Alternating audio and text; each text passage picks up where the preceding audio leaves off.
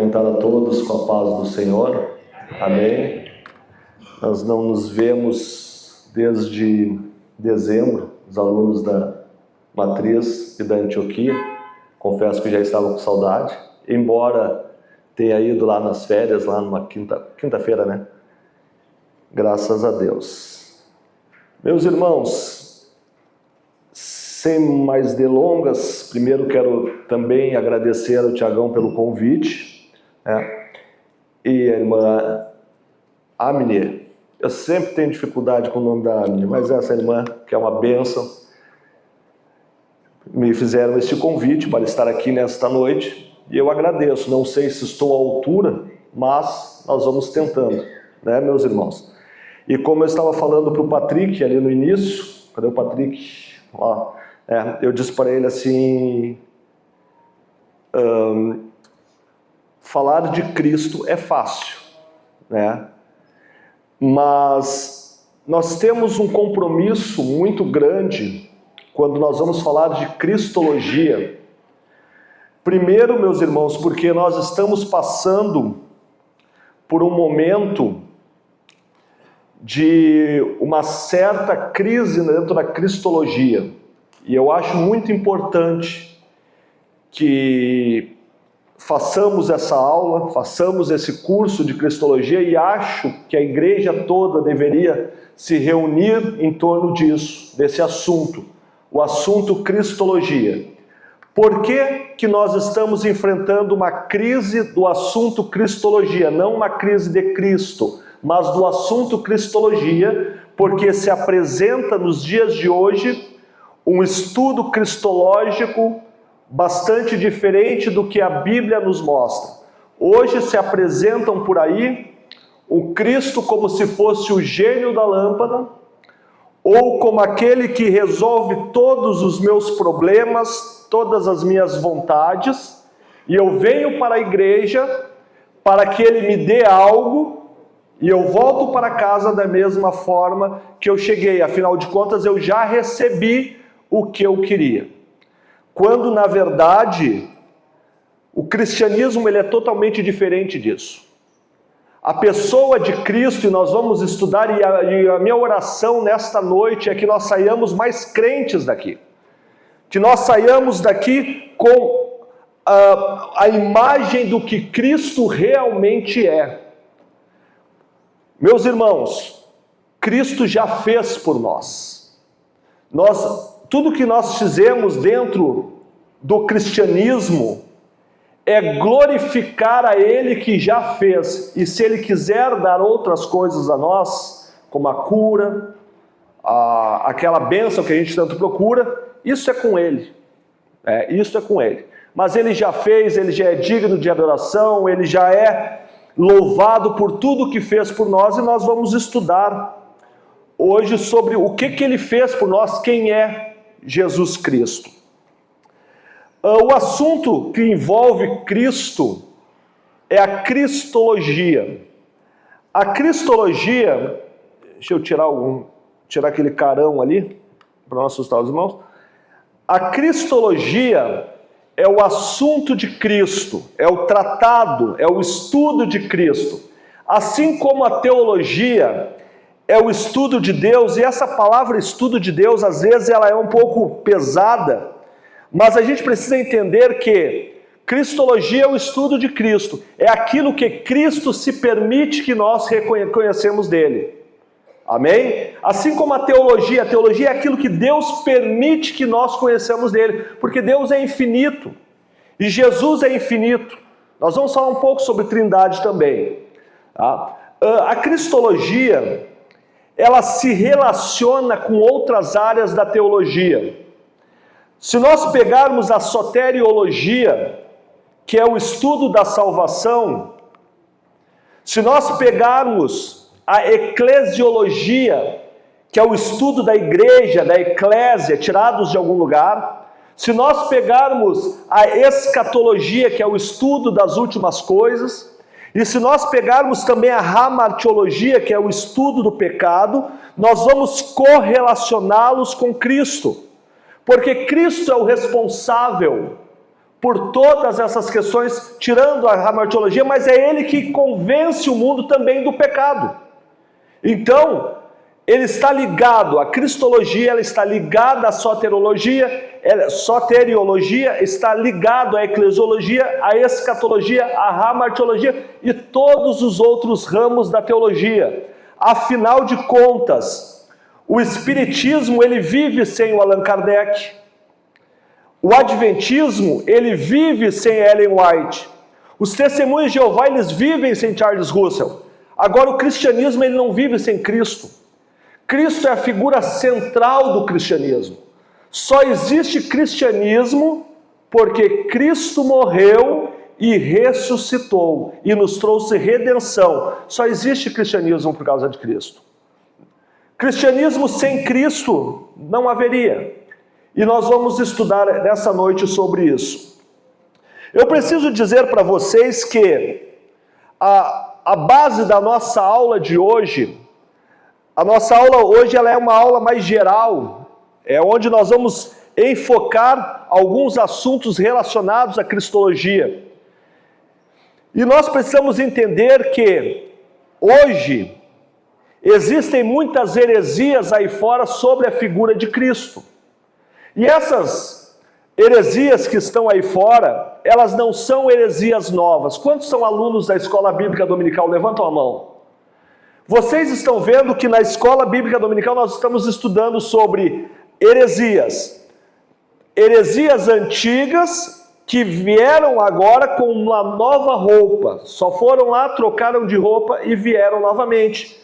E dentro dessas heresias, nós precisamos pontuar duas mais importantes, que surgiram lá no início da igreja. O arianismo. O arianismo, ele é criado, essa heresia ela surge dentro da igreja. Ário era um presbítero da igreja, então ela não surgiu lá fora, ela surge dentro da igreja. Ário, ele vai dizer que Jesus era o Filho de Deus, mas ele não era igual a Deus. O docetismo, ele vai dizer que Cristo, ele era Deus, mas ele não era humano. A palavra doceta, ela vem de fantasma, de uma aparição. Então, o que os docetistas falavam? Eles diziam que Jesus, ele não é real, ele não é carne que nem nós.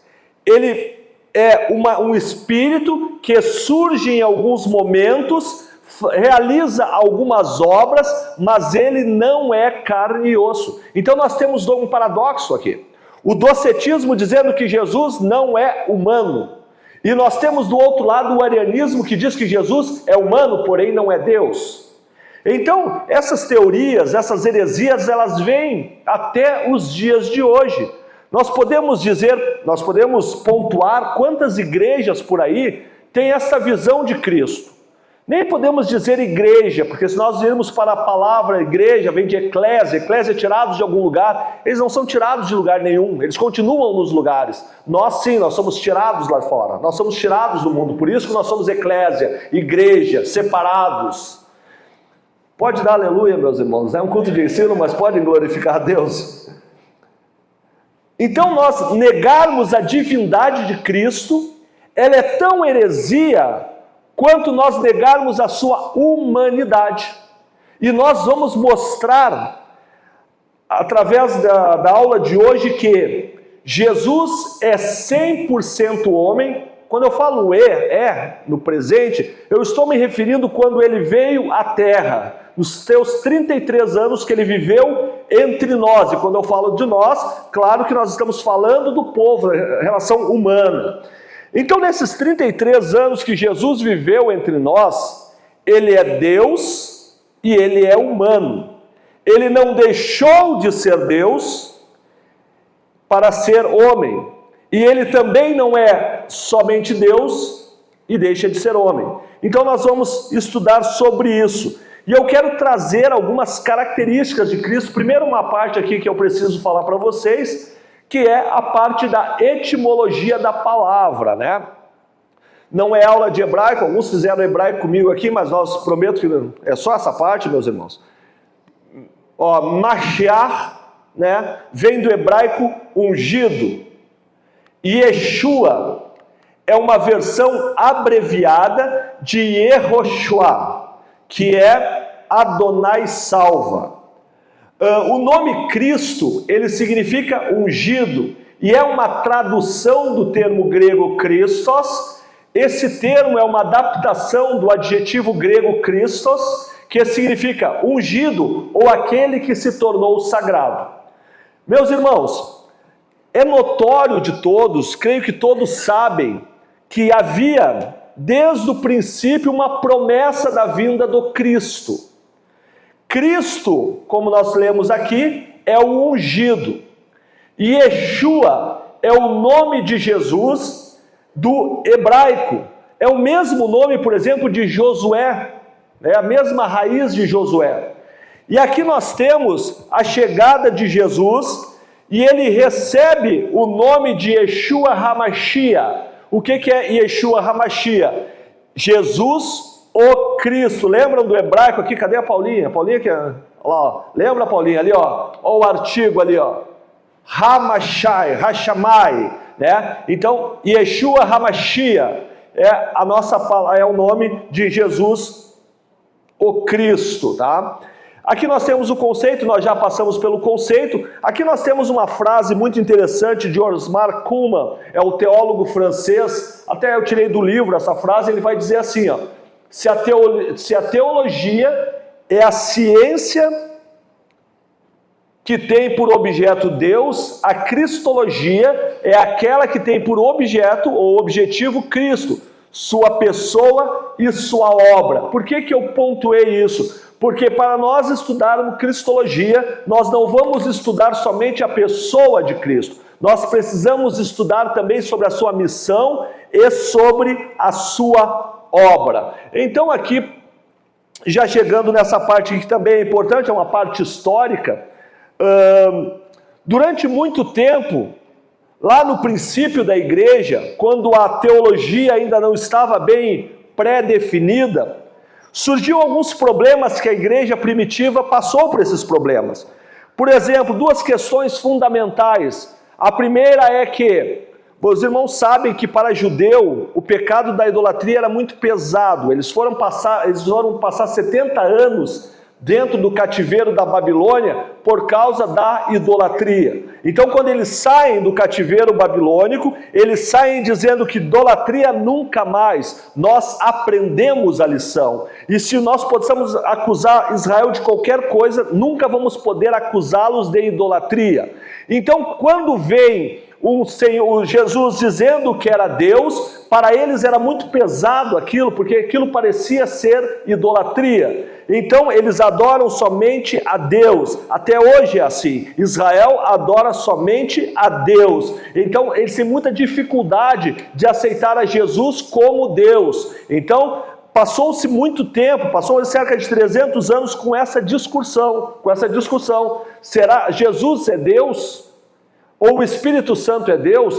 Claro que nós não estamos numa aula de pneumatologia, então nós não vamos falar no Concílio de Constantinopla, que definiu que o Espírito Santo era Deus. Nós vamos ficar aqui no Concílio de Nicéia, no ano 325 depois de Cristo. O que eu estou tentando dizer para os irmãos é que, desde que João morreu, mais ou menos no ano 100 depois de Cristo, até o Concílio de Nicéia, 325 depois de Cristo, cerca de 225 anos, a igreja ficou brigando com essa questão, sobre Jesus ser Deus ou Jesus não ser Deus. E aqui no concílio de Nicéia foi definido que os conceitos cristológicos foram determinados no concílio de Nicéia. O concílio era quando todos os bispos se reuniam e eles iam estudar sobre os assuntos. Havia uma dúvida. E aí eles vão se reunir e vão se debruçar sobre os escritos paulinos, sobre os escritos joaninos, ou sobre escritos daqueles pais da igreja, Filo de Alexandria, Eusébio de Cesareia, entre outros, e eles vão definir algumas questões teológicas. E aqui, como tinha a questão de Ário, que dizia que Jesus não era Deus, eles se reuniram em Nicéia e eles chegaram à concepção, chegaram ao denominador comum baseado nos escritos, que Jesus Cristo era Deus. Amém, meus irmãos?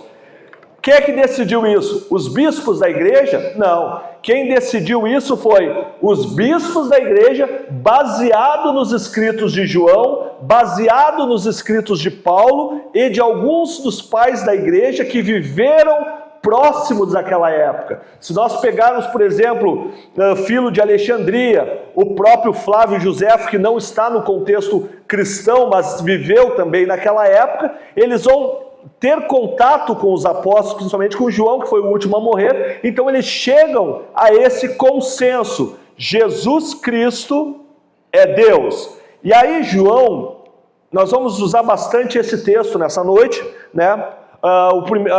João capítulo 1 nós vamos usar bastante, e João ele fala sobre esse texto, ele começa o evangelho, o evangelho que ele escreve, falando exatamente sobre isso, porque João, ele foi para a ilha de Pátimos, e ele foi martirizado lá, só que Deus não permitiu que ele morresse martirizado. Todos os outros apóstolos morreram por mártir. João não, ele foi martirizado na ilha de Pátimos, ele recebe a visão de Apocalipse, ele escreve o livro de Apocalipse e ele volta para a cidade de Éfeso, onde ele vai cuidar da igreja, ele é o pastor da igreja de Éfeso no final da sua vida. E aqui ele já está velhinho, e Ário, ele andava muito pela região de Éfeso, inclusive o maior defensor do arianismo, ele estava dentro de Éfeso. Então João, quando ele começa a escrever o evangelho, ele diz assim, no princípio era o verbo, e o verbo estava com Deus, e o verbo era Deus. Esta palavra verbo, ela vem do grego, quando João escreveu, ele escreveu a palavra logos. Logos significa, do grego, a palavra encarnada, expressão oral da vontade de Deus. Deus, ele age com ações, mas quem efetua é a palavra. E olha só, a palavra estava com Deus e a palavra era Deus. Gênesis capítulo 1 e verso 3, o que vai dizer? E disse Deus, entenderam? Quem é Jesus? O Logos é a palavra. E aí Deus vai usar o que para a criação? E disse Deus, ele está usando a palavra. E aí Paulo, depois quando ele escreve aos Colossenses, ele vai dizer, porque nele todas as coisas foram criadas, nos céus, na terra, visíveis e invisíveis, sejam elas tronos, dominações, principados, potestades. Então Jesus estava na criação, e eu vou mais longe, ele é o agente da criação. Porque Deus, o que é a palavra? A palavra é a expressão da ação. A ação quem faz é Deus, mas é pela a palavra, pelo Logos. E aí João vai dizer, e o verbo era Deus. Então João está escrevendo esse texto dentro de um contexto onde havia um grande problema com os arianistas. Então, que diziam que Jesus não era Deus. Então ele começa o texto já dizendo, e o verbo era Deus. No princípio era o verbo estava com Deus e o verbo era Deus. Aqui João está falando também sobre a presciência de Deus, a presciência de Jesus. E dando uma estudada aqui nos textos, né, eu encontro Cristo no Antigo Testamento de 3 formas. E nós vamos rapidamente pontuar essas 3 formas. Primeiro, na presença na criação. Aqui nós temos a presciência, vejam só para... Olha aqui, só para confirmar aquilo que nós falamos, e agora, Pai, glorifica-me junto a Ti, com a glória que eu tinha contigo, antes que o mundo existisse. Então Jesus, ele é eterno, ele é infinito. Nós não teremos fim. Nós somos infinito, mas nós não somos eternos. Jesus, Deus e o Espírito Santo, eles são eternos, porque eles não têm um ponto de início, e eles são infinitos, eles não têm um ponto final. Nós somos só infinitos. Alguém tinha dúvida disso? As nossas vidas agora é para sempre, meus irmãos. Então é milênio, reino eternal e assim por diante. Vamos falar sobre isso em escatologia, né? E aqui, Apocalipse 1:8, eu sou o alfa e o ômega, o princípio e o fim, o que é, o que era e o que há de vir, o Todo-Poderoso. Aqui é quando Jesus está se apresentando para João. Claro que ele não falou em grego, isso aqui foi a tradução. Ele falou em hebraico. E aí ele usa a expressão, eu sou o Aleph e o Tav, a primeira e a última letra, o início e o fim. Então aqui nós estamos mostrando que Jesus, ele é desde a eternidade. Aqui, meus irmãos, as páginas da Bíblia revelam a presença do Deus Filho, tanto no Novo Testamento, que nos revela a sua vida terrena e sua obra, como no Antigo Testamento, de 3 formas. A primeira das formas é a presença de Jesus na criação. Então nós podemos seguir adiante aqui, por exemplo, que nós vamos enxergar Jesus já na criação. João 1:3, de novo o texto, né? No princípio era o verbo, e o verbo estava com Deus. Quem era o verbo? Logos, a palavra encarnada, o próprio Jesus. Ele está na criação. Tanto que, um texto bastante conhecido, Gênesis capítulo 1 e verso 26, vai dizer, façamos o homem a nossa imagem e semelhança. Se Deus estivesse sozinho, por que diria façamos o homem a nossa imagem e semelhança? Então ele está acompanhado do Deus Filho e do Espírito Santo, porque em Gênesis 1 vai dizer, e o Espírito pairava sobre as faces das águas, né? Aqui continuando, outra passagem, quando na questão ali da traição, do pecado de Adão, né? Então disse o Senhor Deus, agora o homem se tornou como um de nós. Então, Deus não estava sozinho na criação. Então eu consigo enxergar Jesus na criação. Meus irmãos, só para situar, nós estamos falando sobre as características de Jesus como Deus, da divindade de Cristo, tá? Também nós vamos encontrar as profecias relacionadas a Cristo, porque Deus, ele tem um plano de salvação e esse plano ele vem antes do Éden. Claro que não preciso dizer para vocês que quando Adão pecou, Deus não chegou para ele e disse, sério, Adão, tu pecaste? Não, Deus já sabia, né? Isso, Deus é presciente. Se eu disser para vocês que não, Deus não sabia que Adão ia pecar, nós estamos ferindo um princípio da deidade de Deus, que é a presciência, saber antes o que vai acontecer. E Jesus ele tem essa característica também, nós vamos dar uma olhada nisso daqui a pouco. Mas nós temos as profecias que revelavam um plano de salvação, a qual o Deus Filho vai encarnar, não reencarnar, ele vai encarnar, porque o homem está posto a morrer uma só vez, então Jesus ele encarnou, ele não reencarnou, como alguns vão dizer, né? E para a salvação do homem. A primeira profecia, né? Gênesis capítulo 13, verso 15, que da semente da mulher virá um que esmagará a cabeça da serpente, né?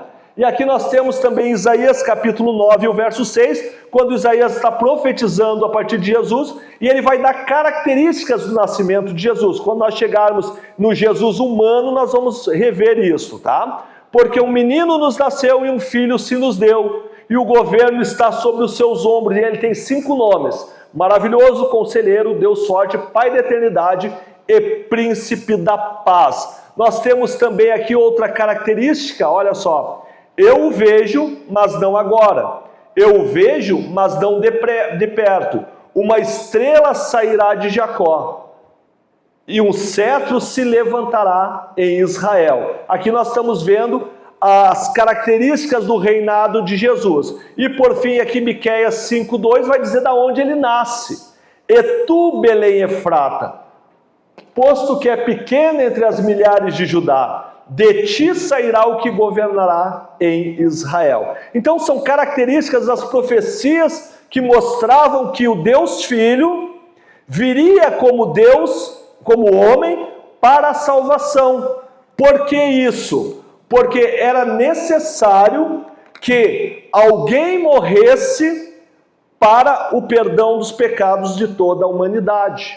E este alguém, ele precisava ser homem como nós, para entender as nossas dores, para entender tudo aquilo que a gente passa. Jesus viveu entre nós e ele sentiu tudo aquilo que nós sentimos. Daqui a pouco nós vamos falar sobre a humanidade de Jesus, nós vamos ver sobre isso. Uma terceira parte que eu vejo, que eu encontro Jesus no Antigo Testamento, é através da teofania. Alguns sabem muito bem o que significa isso, é uma aparição de Deus, uma manifestação da sua presença e caráter. A palavra vem do grego teofanei, que significa aparência de uma divindade. O que significa isso? Em alguns momentos do Antigo Testamento, a divindade de Jesus virá aparecer em alguns momentos. Nós podemos citar quando o anjo está lutando com Jacó. Vocês lembram dessa passagem? E olha, deixa eu ver se diz ali, ó, para poder mostrar para vocês. Então, disse tem uma passagem ali, ó. Não, essa aqui é outra. Tá. Mas quando o anjo está brigando com Jacó, aquela briga durou 12 horas, né? E aí o anjo mexe na coxa de Jacó, desestrutura, né? E aí ele perde a guerra. Mas mesmo assim ele segura o anjo. E aí o anjo vai dizer assim: qual é o teu nome? E aí, meu nome é Jacó. A partir de hoje te chamará Israel. Por que Israel? Porque lutastes com Deus. Então, qual a petulância de um anjo, né, dizer que ele era Deus? Não, aquilo ali é um ato de teofania. Nós temos também Manoá, o pai de Sansão, quando ele tem uma visão e ele vai perguntar para o anjo. E aqui, ó, quero que vocês observem, anjo com letra maiúscula. Aqui o copista, quando ele vai copiar, ele identifica a palavra Deus e ele vai traduzir como anjo do Senhor com letra maiúscula. E ele lhe disse: por que perguntas o meu nome, visto que sou maravilhoso? Lá Isaías vai dizer que Jesus é maravilhoso, conselheiro, Deus forte, Pai da eternidade. Então são algumas maneiras que nós encontramos Jesus no Antigo Testamento. E agora nós vamos passar rapidamente aqui para falar sobre a divindade de Jesus. Jesus, ele era Deus, ele é Deus, mas aqui no contexto da sua vinda na terra, ele é Deus. Por que ele é Deus? Como eu sei que há divindade em Jesus? Através dos atributos incomunicáveis. Vocês já ouviram falar de atributos incomunicáveis? Quais são os atributos comunicáveis de Deus para nós? Tudo aquilo que ele nos ensinou e a gente tem a possibilidade de viver isso. Por exemplo, o amor. Jesus nos ensinou isso e nós temos o amor, por quê? Porque são atributos que Jesus comunicou para nós. A paz, o respeito, são tudo atributos comunicáveis. É aqueles atributos que Deus diz assim: eu tenho esses atributos e eu posso compartilhar com a minha criação. Entenderam, meus irmãos? Amém? Já os incomunicáveis são características somente dadas a Deus. Então, quando nós queremos saber se Jesus é Deus, nós precisamos encontrar em Jesus, e aonde é que nós vamos encontrar, principalmente nos evangelhos, características de que ele tem os atributos incomunicáveis. E aqui são alguns, claro que são muitos os atributos incomunicáveis, mas eu pontuei apenas 8 rapidamente. O primeiro deles, eternidade. O escritor aos Hebreus, capítulo 13, verso 8, vai dizer que Jesus é o mesmo ontem, hoje e será eternamente. É um dos atributos incomunicáveis, a eternidade que está sobre Jesus. Onipresença, Mateus 18, 20 vai dizer, porque onde estiverem 2 ou 3 reunidos em meu nome, ali eu estarei. Eu falei isso em alguma congregação, acho até que foi na Planaltina, né? Que olha, e falei aqui na matriz também. Aonde estiverem 2 ou 3 reunidos no nome de Jesus, ali ele estará. Só que, meus irmãos, isso é dentro de um contexto, tá? Porque se não fosse assim, quando o irmão está sozinho no quarto orando, teria que chamar outra pessoa para orar junto, né? E isso feriria também o atributo da onipresença, porque tem que ter 2 pessoas, senão Jesus não, né? Então aqui é dentro de um contexto, e a gente ouve muito falar isso, às vezes quando o culto está meio vazio, né, pastor Luiz? A gente sempre usa essa expressão, irmãos, a Bíblia diz que onde estiverem 2 ou 3 reunidos no meu nome, ali está, então Jesus está aqui. Não, meus irmãos. Jesus está no teu quarto, quando você está sozinho orando, Jesus está ali. Não precisa de 2 ou 3, tá? Só para deixar claro esta passagem, é um contexto diferente. Ah, Isaías, então Mateus escreveu errado. Não, é um contexto diferente apenas, tá? Continuando aqui, ensinando-os a guardar todas as coisas que eu vos tenho mandado, e eis que estou convosco todos os dias. Todos os dias. O Jesus a quem nós pregamos, ele está aqui nesta noite, mas não impede que ele esteja lá num culto na África, ou na Ásia, ou em qualquer lugar. Por quê? Porque ele é onipresente e ele tem essa característica desde os textos, ensinando agora, eu estarei convosco todos os dias até a consumação do século. Aí depois nós vamos entrar numa questão no período em que Jesus esteve aqui, porque ele não estava em todos os lugares quando esteve aqui, né? Mas nós vamos observar por que isso aconteceu, mas daqui a pouco nós vamos falar sobre isso. O outro atributo incomunicável de Jesus é onipotência. O que é onipotência? É ter todo o poder está em suas mãos. E aqui nós temos, e chegando-se Jesus falou-lhes dizendo, é-me dado todo o poder, tanto na terra como no céu. Amém, meus irmãos? Tudo certo até aí? Deixa eu tomar um pouquinho de água para...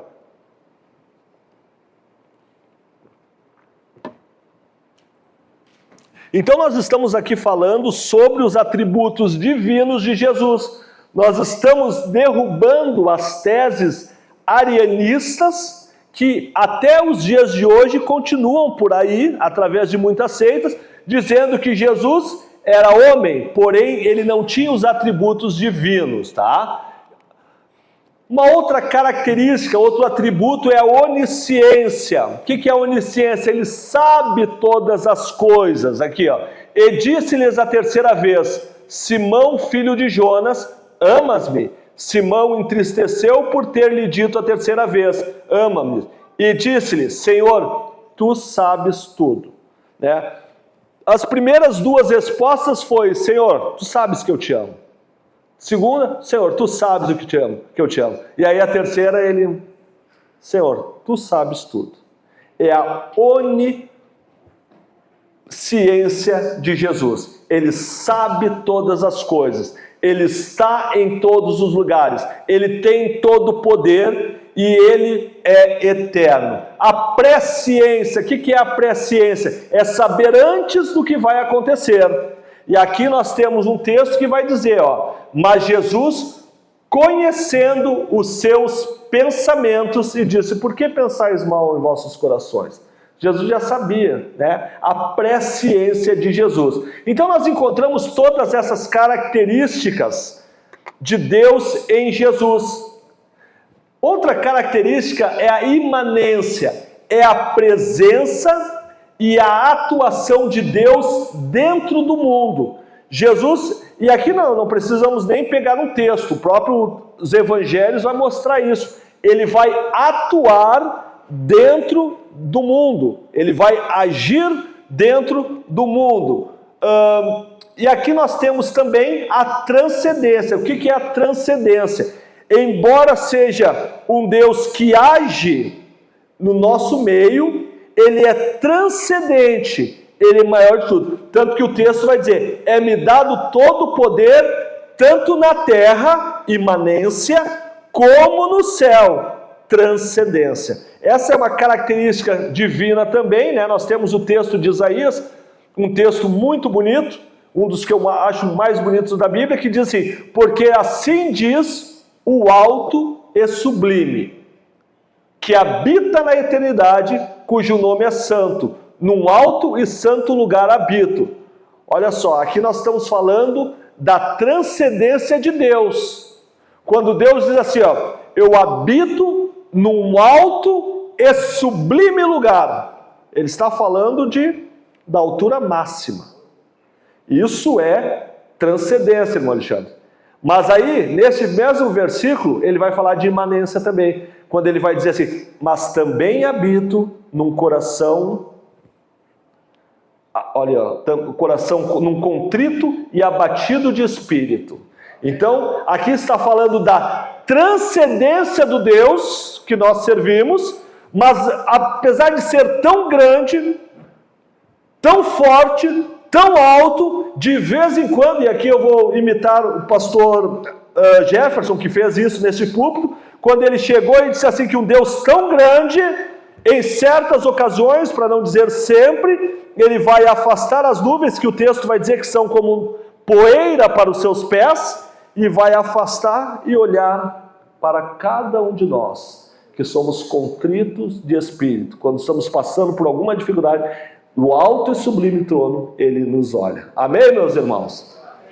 Uma outra característica, e uma das principais, digamos assim, é a santidade. Para ser Deus, precisa ser santo. Deixa eu abrir um parênteses aqui. O diabo, ele tem onipresença? Ouviu ou não? Quando Deus, ele está cercado ali com seus anjos, o diabo está no meio. E aí, Deus olhou para ele e disse, viste meu servo Jó? Vi. Ele estava lá cercando Jó. Mas ele não podia estar em outro lugar, porque ele não é Deus. Ele não está em todos os lugares. Ele tem uma legião que trabalha para si, mas ele não é onipresente. Ele também não é onipotente, porque ele não pode tocar numa vida que é guardada por Deus. Ele não pode, ele não tem esse direito. Tanto que quando Jó, eu vou tentar não transformar isso numa pregação, por amor de Deus, alguém segura. Mas, irmãos, quando o diabo diz assim para Jó, o que Deus vai dizer? O diabo vai dizer para Deus, permita-me que toque nele. Se ele tivesse poder, onipotência, ele tocaria sem problema algum. Mas não, ele precisa da permissão. E essa permissão, ela vai para Jesus também. Lembram dos porcos? Permita-nos que entramos nesses porcos e... Por quê? Porque o poder é de Jesus. Todo poder é de Jesus. Então, o diabo, ele não é onipotente, e ele também não sabe todas as coisas. Quando a gente fala em línguas, ele fica confuso. Por quê? Porque nós estamos falando com os anjos. Então, ele não tem essas características. E tu quer ver outra característica que ele não tem? Eternidade. Nós vamos falar isso nas aulas de escatologia. No final do milênio, ele é jogado no inferno e acabou-se o diabo. No reino eternal não tem diabo. No reino milenar, ele está preso. No reino eternal, pastor Carlos, olha que vi aí, não tem mais diabo. Ele acabou. Então ele também não tem eternidade. Então são características que somente Deus, o Deus Pai, o Deus Filho e o Deus Espírito Santo, eu não quero entrar nessa questão da Trindade, porque não é o assunto da nossa aula, mas é o Deus Pai, o Deus Filho e o Deus Espírito Santo, que são Deus, são da mesma essência, da mesma substância, com as mesmas características, mas com caráter diferente. Quando eu falo caráter diferente, é ações diferentes, tá? Mas nós não vamos entrar nesse assunto. Quando falarmos em pneumatologia, chegaremos aí. 1 Pedro 1, 15 a 16. Mas como é santo aquele que vos chamou. Quem é que vos chamou? Jesus. né? Ele que nos chamou, então ele é santo. Sede vós também santo em toda a vossa maneira de viver, porquanto está escrito, sede santo, porque ele é santo. Amém, meus irmãos? Glória a Deus. Agora nós vamos entrar aqui na questão, esse é um dos textos, eu acho que eu tenho uns 50 textos, que sempre que eu falo ele, eu vou dizer, esse é o texto mais bonito que eu acho, mas esse aqui, para mim, ele é extraordinário, né? Paulo escrevendo aos Filipenses, nesse texto aqui,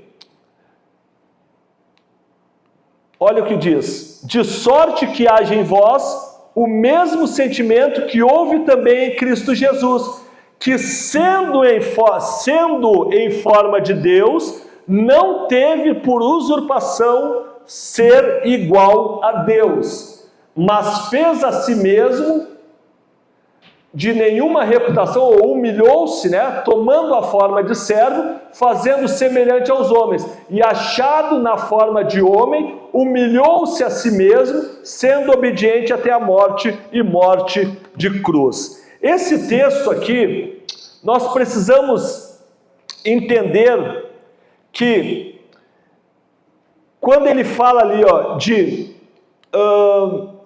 vamos ver aqui, mas tomando forma de humilhou-se a si mesmo, ele não deixa de ser Deus. A palavra esvaziou-se, ela vem de uma palavra grega que traz a ideia de deixar de lado. Porque muitos pegam esse texto, esse é o ponto que eu gostaria de falar sobre esse texto, pega esse texto dizendo assim que Jesus, ele esvaziou-se da forma de Deus e viveu entre nós como homem. Esse esvaziou, ele corre o risco de nós entendermos que ele deixa de ser Deus para viver como homem. Mas essa palavra esvaziou-se do grego, ela vai significar que deixou de lado essa natureza divina. Estava à sua disposição, mas ele não teve por usurpação ser igual a Deus. Então o que significa? Ele deixa de lado a sua natureza divina para viver como homem, mas estava à sua disposição. Tá? Em alguns momentos, nós vamos ver que Jesus vai usar essa natureza humana, essa natureza divina. Por exemplo, quando ele vai curar. Quando ele vai curar, ou quando ele vai caminhar sobre as águas, ou quando ele vai expulsar demônios, ele vai buscar essa natureza divina. Mas a maior parte das vezes ele vai usar a natureza humana, mas ele não deixa de ser Deus, ele apenas não tem por usurpação ser igual a Deus, está ali. Entenderam isso, meus irmãos? Entenderam? Ele não deixa, esse esvaziar-se não significa te aniquilar, não, ele deixa de lado. Em alguns momentos ele vai usar essa natureza divina. Tá? Aqui está a palavra esvaziou-se, né? Do verbo grego que significa esvaziar, veio o termo kenosis. Trata-se menos da encarnação do que o seu modo. Aquilo de que Cristo, feito homem, se despojou livremente. Não é a natureza divina, mas a glória que por direito lhe conferia. Eu já vi alguns pregadores, talvez até nós aqui já dissemos assim que Deus estava querendo um homem para salvar a humanidade. E aí ele olha para Jesus e diz, Jesus, vai lá e salva a humanidade. Mas o texto vai dizer diferente. Humilhou-se a si mesmo. Ele se coloca à disposição. Ele se prontifica a viver como homem na terra para a nossa redenção. Lembra que tem o texto que diz, acho que é Hebreus, sem derramamento de sangue não há remissão de pecado. Aquilo que era desde o início, desde lá do tabernáculo, tanto que quando fala assim que Deus habitou entre nós, é a palavra grega tabernaculou, fez tenda em nosso meio. É a mesma expressão. Precisava lá no Antigo Testamento que um animal sem marcas, sem manchas, imaculado, fosse sacrificado pelos pecados das pessoas. Então Jesus ele precisa tabernacular, ele precisa fazer tenda, ele vai viver entre nós, e ele vai viver 33 anos entre nós, não pecando, e Tiago vai dizer que ele sofria as mesmas tentações que nós, as mesmas paixões que nós, então ele é semelhante a nós, mas ele não pecou para morrer por nós, o sangue puro, para repetir aquilo que era antigamente no tabernáculo. Amém, meus irmãos? Aqui nós temos a continuação de Cristo, o Verbo eterno, né? No princípio era o Verbo estava com Deus, o Verbo era Deus. Ó. O Verbo é a expressão ativa, foi aquilo que nós falamos lá no início, só para reiterar, né? Ó, o Verbo é a expressão ativa, auditiva de um pensamento ou propósito invisível. Através de palavras e ações podemos compreender os pensamentos de outras pessoas. E assim que Cristo, como Verbo divino, nos revelou a mente de Deus. Porque até então, no Antigo Testamento, sabia-se através dos tabernáculos, dos holocaustos, né, qual era o pensamento de Deus. Se tinha uma ideia. Mas quando o Verbo vem, o Verbo vai ser a palavra falada dos pensamentos de Deus. E este é Jesus, o próprio Deus. Aqui nós já falamos sobre isso, né? Todas as coisas foram feitas por ele, né? O texto de Colossenses também. Cristo é a revelação, deixa eu só passar adiante aqui, a encarnação de Jesus. Irmãos, até aqui nós falamos sobre a parte divina de Jesus. E agora nós vamos apontar a parte humana de Jesus. Jesus, ele viveu entre nós e ele foi humano. Por que não veio um anjo viver aqui e morrer por nós? Porque um anjo, quando você está passando por alguma dificuldade e um anjo aparece, é muito fácil. Porque, afinal de contas, o anjo não sabe o que é dor. Não sabe o que nós passamos. Aqui, Jesus, quando ele vai viver entre nós, ele vai experimentar as mesmas dores que nós experimentamos. Outro dia um irmão perguntou, mas Jesus mamava no peito de Maria? Sim, ele mamava no peito de Maria. Ele passou pelas mesmas... E esse dia eu estava conversando com o Marquinhos, nós estávamos falando sobre isso, que... Quem é mãe aqui de duas crianças? Quem é mãe de duas crianças? Levanta a mão. Os filhos são diferentes em relação à cólica, né? Às vezes um tem cólica, passa um trabalho com cólica, o outro não tem. Jesus, eu creio, não faço disso uma teologia, mas eu creio que Jesus enfrentou as maiores dificuldades que o ser humano enfrenta. Então ele é aquela criança que tem cólica. Ele é aquela criança que sentia dores. Ele enfrenta a parte mais humana que nós enfrentamos.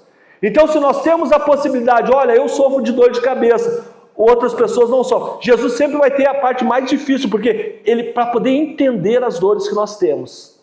Entenderam isso, meus irmãos? Então, Jesus, ele viveu a humanidade na íntegra. Ele vive a humanidade na íntegra. Então, após a entrada do pecado no mundo, né, apenas um sacrifício puro e perfeito poderia restaurar a paz à humanidade. Foi Deus que veio ao mundo para se tornar oferta e sacrifício por nós. Né? Olha o que Jesus fez por nós. Então, é o Deus homem. A vida terrena de Jesus nos mostra que ele foi ao mesmo tempo verdadeiramente homem, mas que também continuou sendo verdadeiramente Deus. Nós falamos sobre isso quando ele usa os atributos divinos em algumas vezes, mas a maior parte das vezes ele vai ser humano. E aqui nós temos algumas características. Por exemplo, João 4,6, e estava ali a fonte de Jacó, Jesus, pois, cansado do caminho. Jesus ele sentia cansaço. É uma característica humana de Jesus. Ele sente cansado e ele senta na fonte. E aí ele vai pedir água porque ele está com sede. Vejam só, a figura humana, a humanidade de Jesus vai pedir água. E a deidade de Jesus vai dizer: eu sou a água da vida. Quem vem e bebe a mim nunca mais terá sede. Vejam só, nós encontramos nessa mesma situação o Jesus humano pedindo água para aquela mulher, e ao mesmo tempo, depois de toda aquela conversa, o Jesus Deus oferecendo para aquela mulher água viva. Glória a Deus, né, meus irmãos? Nós temos também Mateus 4,2, e tendo jejuado 40 dias e 40 noites, depois teve fome. Aqui uma característica humana de Jesus, aquele que tem fome. E aí o diabo vai se apresentar e vai tentá-lo, que também é uma característica humana. Assim como nós somos tentados, Jesus também foi tentado. E a primeira tentação foi na questão da fome, né? O diabo viu que ele estava com fome, bom, primeiro passo, vou oferecer comida para ele. É só mandar transformar essas pedras em pão e comer, resolve o teu problema. Mas Jesus não estava aqui para responder, para obedecer às ordens do diabo, né? Então ele vai negar e ele vai vencer aquela tentação, e depois aquele mesmo Jesus que ali teve fome, alimenta uma multidão com 5 pães e 2 peixes, né? Então ele alimentou toda aquela multidão. Então nós vemos vários contrastes de Jesus humano e Jesus com a sua deidade, né? Aqui o versículo menor, eu me lembro que na nossa época, né, irmão Alexandre, quando nós éramos jovens ali na sua casa tomando aqueles café da tarde ali né? Incomodávamos o irmão Alexandre. Às vezes a gente fazia aqueles questionários e alguém sempre perguntava qual o menor versículo da Bíblia, né? E aí era esse, Jesus chorou. Até que um dia alguém achou um versículo, acho que é Eclesiastes, e o segundo, né? Tem lá, né? Ou Levítico, uma coisa assim. Mas Jesus chorou. Semana passada, quem esteve aqui assistiu o pastor Tiago falando sobre a questão das amizades de Jesus. Eu achei aquilo tão bonito, porque segundo o nosso pastor, Jesus tinha 70 discípulos, né? Tinham 12 apóstolos, tinha 3 amigos que ele subia no monte para orar, tinha aquele que era o que encostava a cabeça no seu coração, para ouvir as batidas do seu coração, que era João, mas tinha um que não era crente, né? Era um que Jesus, o pastor até usou uma expressão muito boa, né? Que era aquele que Jesus usava para conversar coisas triviais, né? Do dia a dia, e era Lázaro. E lá pelas tantas, Lázaro morreu. E as irmãs de Lázaro chegaram até ele e diziam: olha, o discípulo a quem tu amas, né? O teu amigo a quem tu amas morreu. E aí vai dizer que Jesus chorou, né? É inconcebível, né? Pensar que Jesus chorou, né? A gente imaginar. Mas era Jesus humano, mostrando o seu sentimento, mostrando que homem também chora, né? Então, aqui está mostrando uma característica humana de Jesus. E Jesus chorou. E quer ver dentro desse mesmo contexto, uma atitude divina de Jesus? Apocalipse. E Jesus enxugará dos teus olhos todas as lágrimas. Então é o Jesus humano que chora, mas o Jesus divino que vai enxugar todas as lágrimas da igreja. Aleluia. Glória a Deus. E aconteceu que naqueles dias, e 40 dias foi tentado pelo diabo, e naqueles dias não comeu coisa alguma. Aqui eu estou frisando a parte da tentação. Então, como homem humano, ele também foi tentado, assim como nós somos tentados. Às vezes a gente, Senhor, olha só a tentação que me vem, ou a prova que me vem, né? Jesus vai dizer: olha, também fui tentado. Então, todas as experiências que nós temos, Jesus passou por elas. Todas as experiências. Irmã, eu estou com depressão. Esse dia uma irmã estava conversando com minha esposa, dizendo assim: eu estou com uma luta que nem Jesus teve. Eu fiquei atenção, deve ser forte a luta, imagina. Aí eu até fiquei ouvindo, ela disse assim: estou numa depressão assim terrível. Daí eu disse para ela: irmã, a senhora já chorou a ponto do seu sangue, do seu suor virar gotas de sangue? Não, isso sim é depressão, né? Uma dor tão forte que Jesus sentiu que o seu suor se transformou em gotas de sangue. Isso é aflição de alma, né? Mas ele venceu. Então, de todos os problemas que você tem, todos os problemas que você já enfrentou, saiba que Jesus já enfrentou. E ele enfrentou, sabe para quê? Para provar que você consegue. Para provar que você consegue. No mundo tereis aflições, mas tem de bom ânimo, eu venci o mundo. E algum pregador vai dizer assim, e você vai vencer também? Não, não é bem assim, né? Nós temos que lutar para vencer também. Jesus, ele dá o caminho, ele está mostrando o caminho, ele venceu. Então, se nós vamos vencer, depende da nossa vida de relacionamento com Deus, né? E aconteceu que naqueles dias, subiu ao monte para orar. Ele era tão humano que ele orava. Imagina como é que era a oração de Jesus, né? Como é que era a oração de Jesus. E a gente vê, em alguns casos, né? Pai, se for possível, passa de mim esse cálice, né? Embora não seja feita a minha vontade, mas a tua. Né? Essa é a oração de Jesus. Então ele era tão humano, e além de tão humano, ele era crente, que orava. Né? Ele é o pai da igreja, então, né? Então, ó, e passou a noite em oração. E eu já vi alguém dizendo assim, eu não preciso orar, eu já sei o que fazer, eu oro ali rapidinho. Imagina, Jesus passou a noite em oração a Deus. Ah, mas eu não preciso orar. Não, precisa. Tem que passar a noite orando, não é, pastor Valdir? É? Assim está também escrito, o primeiro homem, Adão, foi feito em alma vivente, e o último, Adão, em espírito vivificante. Então, por que Jesus veio? Né? Então, por que ele vai viver como homem e vai morrer como homem? Isso é uma das características da humanidade de Jesus, quando ele vai dizer, está consumado, e o texto vai dizer, e Jesus morreu. Jesus morreu.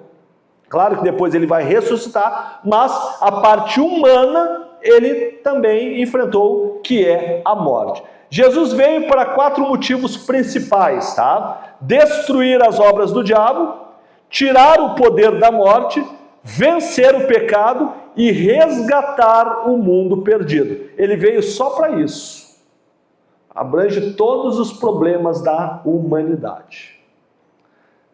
Que é o diabo, a morte e o pecado. E o mundo perdido. Ele veio para isso. E ele venceu. Outro dia alguém disse, Isaías, o diabo levou Jesus para a cruz. O diabo matou Jesus. O último lugar que o diabo queria ver Jesus era na cruz. O último lugar. Ele tentou até chegar na cruz. Depois que Jesus chegou na cruz, ele, olha, vamos botar a viola no saco e ir embora, porque acabou para nós. Ele morreu e ele vai ressuscitar e ele vai pegar a chave da morte que estava em poder do diabo. E eu costumo dizer, eu não me lembro qual era a igreja que eu fui lá que eu falei isso, não sei, de repente foi na Planaltina, porque eu estou sempre lá, né? Que se o diabo tivesse a chave da morte, ninguém seria salvo, né? Ninguém seria salvo. Porque tu pode viver uma vida de oração, de jejum, né? Buscando a Deus e tudo, mas aí ele ia esperar aquele momento de distração tua. Pecou, morreu. Porque a chave da morte está com ele. Agora não. E aí Jesus foi lá e resgatou a chave daqui que é minha. Eu decido.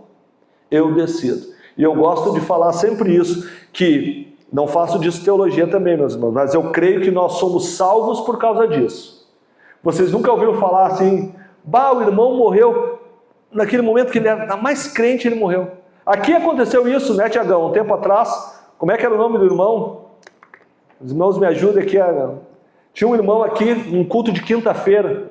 O irmão estava ali, chorou o culto inteiro, chorou. Depois o pregador saiu aqui, ele abraçou, deixa eu tirar uma foto contigo, tirou uma foto. Nunca vi um irmão tão crente como aquela noite. No outro dia morreu. Né? O que é isso? Como? Pitol. Isso aí, irmão Pitol. Nunca teve tão crente como aquela noite. Ele era bem crente, mas naquela noite ele estava especial. E aí Jesus tomou. Eu me lembro que o porteiro aqui da Matriz, Cláudio, ele morreu comigo lá na UTI do Hospital Conceição. Eu estava no plantão. Antes dele morrer, eu conversei com ele, ele fazia umas caras assim, quando a gente não estava olhando. Deu, Cláudio, me diz uma coisa, tá com dor?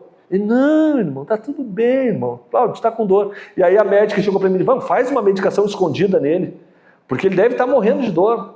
Daí chegava lá e ele, não, tá tudo bem. Nunca vi o Cláudio tão crente como aquela noite. É a noite que Jesus chamou ele. Então, meus irmãos, a tua salvação está assegurada, porque Jesus tem a chave da morte. Ele só vai te levar quando você estiver pronto. Amém, meus irmãos? Porque Deus enviou o seu Filho ao mundo para que, não para condenar o mundo, mas que o mundo fosse salvo por ele. Essa é a função principal da vinda de Jesus. Meus irmãos, quantos aqui nesta noite viram que Jesus é Deus e que Jesus foi homem? Quantos? Esse é o fundamento da aula de hoje. É a ideia, passar essa ideia. Porque muitas teorias estão por aí dizendo que Jesus era homem, mas não era Deus. Ou que era Deus, mas não era homem. Não, nós cremos que ele era homem e Deus. E nós mostramos o conteúdo aqui disso. Mostrando que Jesus era homem e que Jesus era Deus. A encarnação de Cristo. Meus irmãos, essa parte aqui é a parte da nossa aula. Então, rapidamente, eu quero passar alguns slides aí para os irmãos, até que é os livros que os irmãos têm. Eu peguei algumas partes aqui, porque a gente precisa só observar. Ó. Em que momento Deus deu início ao seu plano para a encarnação de Cristo? É aquilo que nós falamos sobre a presciência de Deus. Deus não é tomado por surpresa. Deus não teve uma surpresa quando Adão pecou. E eu abro um parênteses, que você já viram aquela expressão no culto, né? Ah, o fulano de tal tinha que estar aqui para ouvir essa pregação, né? Como se Deus perdesse endereço, né? Ah, Deus, eu preparei essa mensagem porque o fulano ia estar no culto. Aí o fulano não foi no culto. Não, Deus não perde mensagem, né? Não existe isso. E aqui então Deus tem a presciência. Ele já sabia que o homem iria pecar. E então Jesus vai encarnar, e aqui nesses dois textos aqui eu estou mostrando que Jesus já era desde o início, e adoraram-no todos os que habitam sobre a terra, esses cujos nomes não estão escritos no livro da vida do Cordeiro, que foi morto desde a fundação do mundo. Esse cordeiro que foi morto já era mostrando a missão que Jesus teria de morrer pela humanidade. O Cordeiro de Deus. Por que essa expressão Cordeiro de Deus? Porque no Antigo Testamento o animal preferencial para expiação era o cordeiro. E quando Jesus chega nas águas do Jordão, João Batista o identifica: eis o Cordeiro de Deus que tira o pecado do mundo. O cordeiro do tabernáculo tirava o pecado daquela... Na verdade, ele não tirava pecado, ele encobria pecado. Jesus faz diferente, Jesus apaga pecado. Não é o que cobrir. Quando a gente cobre algo, a gente só coloca, mas o pecado está ali, né, irmão?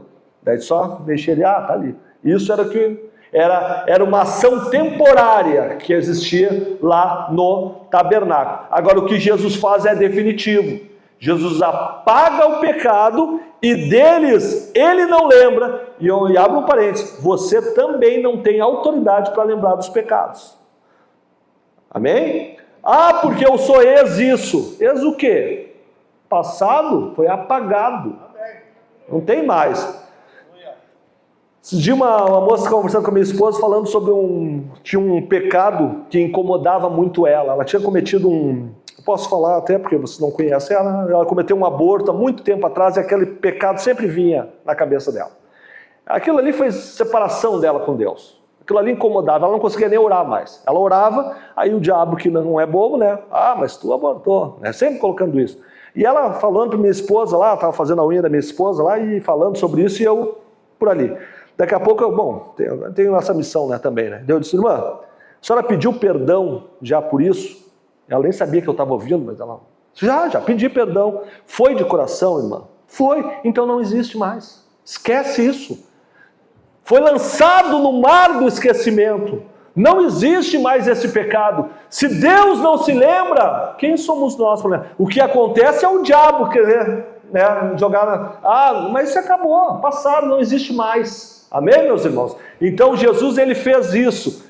Ele apagou os pecados da humanidade, o qual, na verdade, em outro tempo foi conhecido ainda antes da fundação do mundo, mas manifestado nesses últimos tempos por amor de vós. Olha que lindo esse texto de Pedro, né? Lá desde a fundação ele é Deus.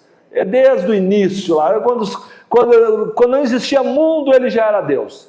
Ele já estava com essa missão, ele seria o Cordeiro para tirar o pecado do mundo. A encarnação de Jesus não foi uma providência tardia e improvisada da parte de Deus. Não houve aquela questão de Deus chegar no céu, meu Deus, ou melhor, eu mesmo, né? O homem pecou, o que nós vamos fazer? Não, nada disso. Deus já sabia. Tinha até um certo pregador que dizia, né, que se o Adão não pecasse, Deus sabia que o próximo iria pecar, alguém iria pecar. Né? Alguém iria pecar, por quê? O pecado ele faz parte do homem. A transgressão ela faz parte da ciência do homem, da natureza, da essência do homem. Por isso que Jesus veio para nos unir a Deus novamente, né? Porque sabe dessa nossa tendência ao pecado, né? Ele que tudo sabe, antes mesmo que aconteça, já havia previsto um plano de amor e redenção por meio de Cristo, do Cristo encarnado, antes da criação do mundo. Hebreus 9:22, e quase todas as coisas, segundo a lei, se purificaram com sangue. Sem derramamento de sangue não havia pecado, não havia perdão de pecado, ou não há remissão, né? O derramamento de sangue de animais foi uma medida provisória, foi aquilo que nós já falamos, né? Mas aqui Pedro vai dizer, sabendo que não foi com coisas ou corruptíveis como prata e ouro que fosse resgatado da vossa vã maneira de viver, que por tradição recebeste de vossos pais, mas com o precioso sangue de Cristo. Foi o que nos resgatou. Não somos resgatados por sangue de cordeiro, nem por sangue de galinha preta lá que é crucificado. Não, nada disso. É o sangue de Cristo que nos purificou de todo pecado. Por isso que nós estamos aqui nesta noite. É isso que nos traz aqui, essa certeza de que somos lavados e purificados no sangue de Jesus Cristo. O Jesus que era Deus e ao mesmo tempo era homem. Ele desce da sua glória e vai viver entre nós para morrer por nós, para nos resgatar, para nos redimir. Amém, meus irmãos? Acho que foi a pilha do meu aparelho, deixa eu ver. Voltou aqui, vamos lá. Opa. Não, deixa eu ver aqui. Deixa eu só ver aqui, meus irmãos. Uma pausa aqui. Minhas pilhas. Deixa eu só voltar aqui no aparelho, enquanto isso.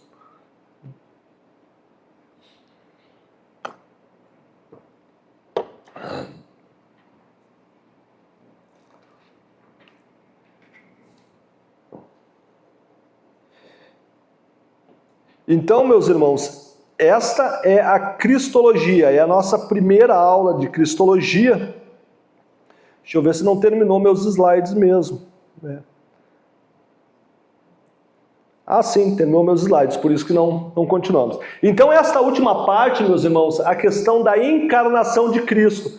E é isso que nós precisamos entender nesta primeira aula da Cristologia, é que Jesus era 100% homem e 100% Deus. 100% Deus, ele trouxe todos os atributos incomunicáveis, então ele é 100% Deus, e também ele viveu como nós vivemos, então ele também era humano. As dores que nós sentimos, ele também sentiu. Meus irmãos, a parte aqui que nós temos, já findei aqui eu fiz a primeira e a segunda aula da nossa lição, né? Alguns dos irmãos têm uma... Você me alcança o teu livro aqui, Diogo, por favor? Deixa eu só ver aqui, meus irmãos, se está... Obrigado, querido. Só ver se a gente conseguiu abordar todos os temas aqui. Sim. Faltou uma parte aqui que eu sabia que tinha uma parte que... A parte 3 é o nascimento virginal de Jesus, tá?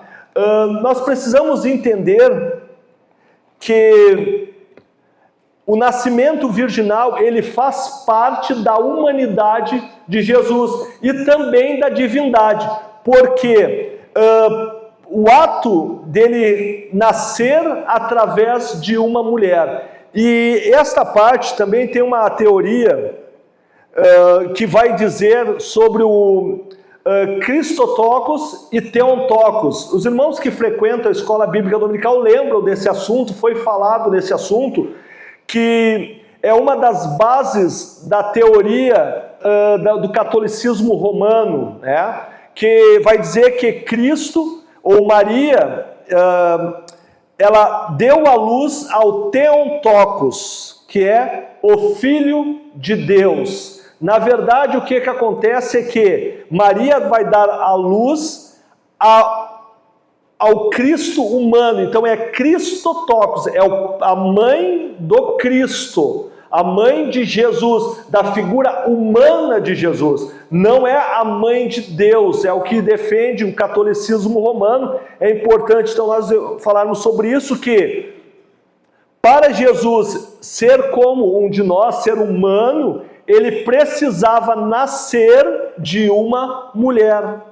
Então, ele vai ter esse nascimento, ele não é de uma forma convencional, é uma obra do Espírito Santo sobre o ventre de Maria. Ela vai ser escolhida e agraciada com essa função de mãe de Jesus, né? Mãe de Jesus humano, não mãe de Deus. Então, esta parte nós precisamos entender, né? A qualidade de vida, da vida inteira de Jesus está em conformidade com o seu nascimento. Ele começa com o nascimento miraculoso, né? É uma virgem que está concedendo. Então, ele já nasce de uma forma miraculosa, né? Sendo essa última característica um milagre tão grande como o primeiro. Ele que nasceu milagrosamente, viveu milagrosamente, ressuscitou dos mortos e deixou o mundo milagrosamente. Aqui mostra a dinâmica da vida de Jesus, sempre embasado no milagre.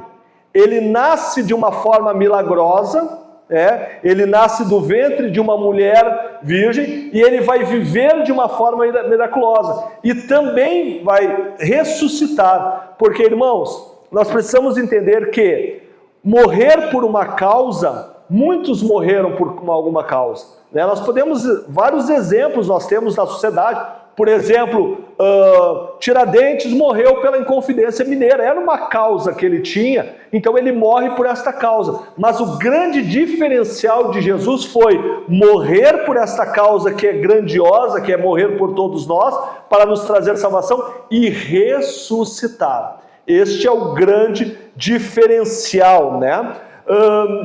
Aqui também, sobre o fato do nascimento virginal, está baseada a doutrina da encarnação. A seguinte declaração dessa doutrina de Martin Scott, olha só o que ele vai dizer aqui, né? Como todos os cristãos sabem, a encarnação significa que Deus, isto é, o Filho de Deus, se fez homem.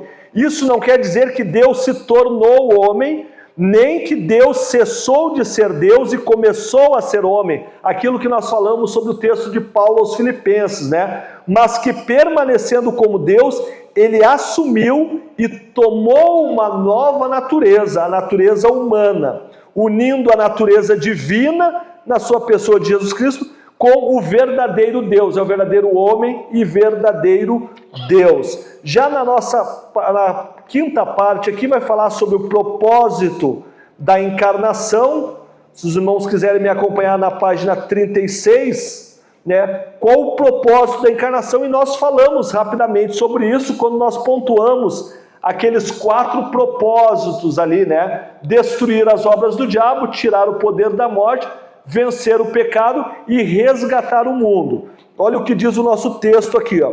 Ele tomou sobre si a nossa natureza humana para glorificá-la desta maneira, adaptá-la a um destino celestial. olha o que o texto de Isaías vai dizer, né? Que ele tomou sobre si as nossas dores, né? Ele vai, através da encarnação de Jesus, ele vai tomar sobre si todas as nossas características, ele vai trazer sobre si.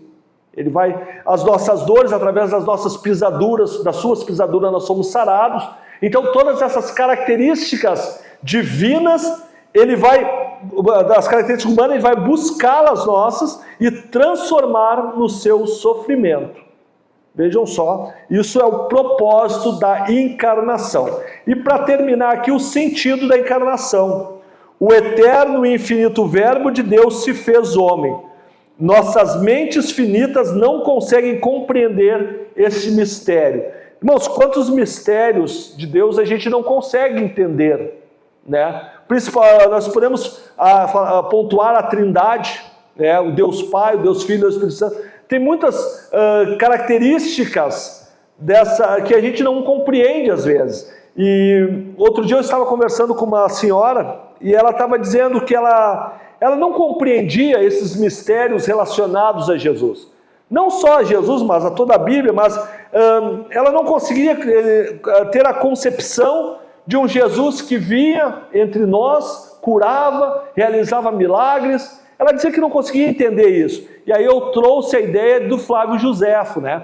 Flávio Joséfo, um historiador que não era cristão, ele vai escrever e dizer assim, ó, que havia em Nazaré, havia em Belém, havia na Judéia, um certo homem que realizava milagres, e muitos testificavam de que eram curados por ele. Isso quem está escrevendo é um escritor que não é cristão, é um historiador. Então, a ciência, ou melhor, os escritos da época, não a ciência, os escritos da época vão mostrar a vivência de Jesus através de alguns registros, e não são registros somente dos evangelhos, são registros de pessoas que eram historiadores da época. Ciência nunca vai provar Jesus, né? A gente às vezes tem a discussão por aí, a questão da ciência, né? A ciência não prova Jesus. Ciência nunca vai provar Jesus, porque as coisas de Deus, elas são baseadas pela fé. Nós não vamos achar documentos, a gente vê várias procuras, principalmente nesses documentários aí de história, né? A procura pelo pano que secou o rosto de Jesus, ou a procura pela cruz. O mundo ele sempre vai tentar achar uma explicação científica para Jesus. E a ciência e a fé, ela pode andar junto, mas a ciência, ela dá uma limitação à fé. Eu vou dar um exemplo. Esta cadeira, por exemplo, eu não preciso de fé para saber que ela está aqui. Ela está ali. Eu não preciso de fé. Mas as coisas relacionadas à cristologia, elas precisam da fé. A fé é o firme fundamento das coisas que eu não vejo, mas que eu espero. E se nós pegarmos, você nunca se perguntou, por exemplo, como é que se dava a salvação do Antigo Testamento? Na salvação do Novo Testamento a gente sabe. A gente é salvo por quê? Porque a gente aceitou a Jesus como nosso Salvador. Então nós somos salvos. Mas no Antigo Testamento não tinha Jesus vindo ainda. Como é que Abraão foi salvo? Como é que Moisés foi salvo? Vocês já se perguntaram nisso? Eu já me perguntei muitas vezes, tanto que eu fui pesquisar sobre isso. E a explicação que eu encontrei é o fato deles esperarem que o Salvador viria. É na base da fé. A fé é o firme fundamento das coisas que eu espero. E eles usavam isso. Tanto que quem escreve isso é o escritor aos Hebreus. Hebreus fala de Hebreus. Ele fala de Abraão, ele fala de Moisés, ele fala de Davi, ele fala dos homens do Antigo Testamento que tinham uma esperança na vinda do Messias. Isso fez com que eles fossem salvos. Tanto que quando Jesus morre, Jesus vai trazer esta notícia para eles. Olha, eu estou aqui, eu vim, eu sou o Salvador que vocês estavam esperando, e eu vim para vos salvar. Amém, meus irmãos? Aleluias. Então este é o sentido da encarnação. A parte final aqui da nossa quinta lição Depois nós já entramos já na terceira, então essa vai ser para a semana que vem, nos núcleos, né? Mais de 1.900 anos se passaram, diríamos mais, né? Mais de 2.000 anos se passaram, mas ele continua sendo a figura central da história humana. Se nós pudéssemos resumir a Bíblia toda, Antigo e Novo Testamento, numa palavra ou numa frase, seria: Jesus veio para nos salvar. Desde o início, desde lá do pecado original, desde o Gênesis 3,15, por toda a Bíblia vai sempre apresentar, todos os livros apresentam Jesus como Salvador, apontam para Jesus. O Antigo Testamento, ele é uma seta gigante apontando para Jesus, que vai vir e salvar a humanidade. Então, toda a Bíblia e a história da humanidade, ela está baseada na Bíblia. Nós estamos vivendo o ano hoje de 2025. O que significa o ano de 2025? Significa que há 2025 anos atrás, Jesus nasceu. E ele é o marco da história. É o nome mais conhecido de todos. Não há nome maior que o dele.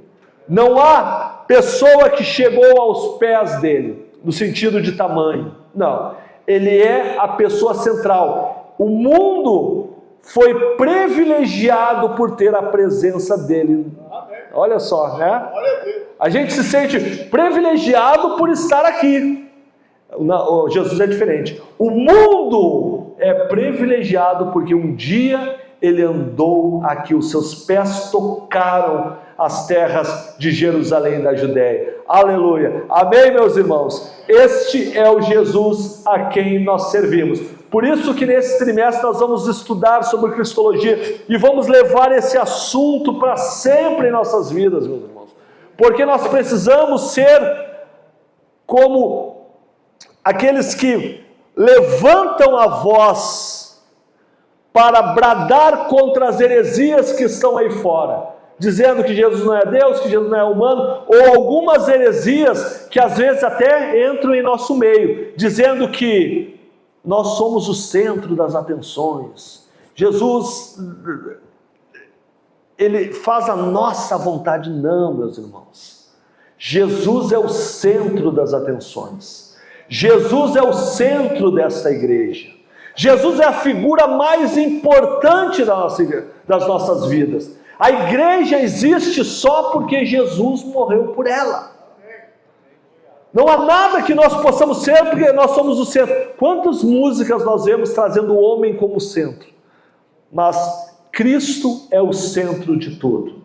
Ele é que nos salvou. É pelo seu sangue que nós somos resgatados. As nossas vestes espirituais, elas só podem ser lavadas no sangue de Jesus. Amém, meus irmãos? Quero, com a permissão do Tiagão, se colocarmos de pé e fazermos uma oração. Então, meus irmãos, nessa aula de hoje, nesse período aqui, nós falamos sobre uma visão geral sobre Deus Pai e Deus como 100% homem e 100% Deus, e nós demos uma olhada nas duas primeiras lições da nossa lição, nosso livro, né? Então, a partir da próxima segunda, nós já começamos aqui na Matriz e na Planaltina, pelo menos, creio que nos outros distritos também, né? Nós já vamos começar a partir da lição 3, falando sobre a divindade de Cristo.